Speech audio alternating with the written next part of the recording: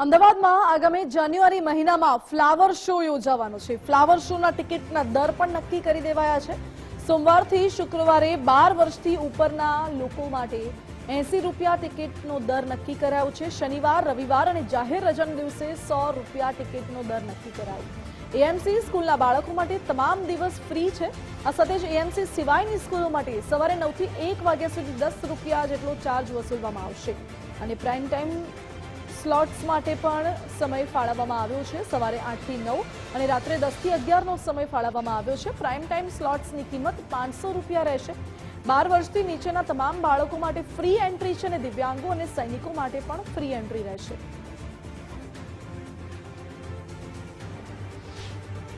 આ વર્ષે પણ માન્ય મુખ્યમંત્રીશ્રીનો સમય લઈને જાન્યુઆરીના પહેલા વીકની અંદર એનું ઉદ્ઘાટન કરવામાં આવશે।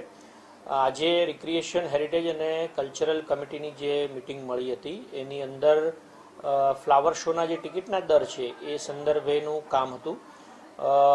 એની અંદર ગત વર્ષે જે 70 રૂપિયા અને 100 રૂપિયા આ પ્રકારની ટિકિટ હતી એને બદલે આ વખતે સોમથી શુક્ર 12 વર્ષથી ઉપરના માટે 80 રૂપિયાનો દર રાખવામાં આવ્યો છે। શનિ, રવિ અને જાહેર રજાના દિવસે 100 રૂપિયાનો દર રાખવામાં આવ્યો છે। આ ઉપરાંત અમદાવાદ મ્યુનિસિપલ કોર્પોરેશનની જેટલી પણ શાળાઓ છે એના બાળકોને ફ્રી એન્ટ્રી રાખવામાં આવી છે।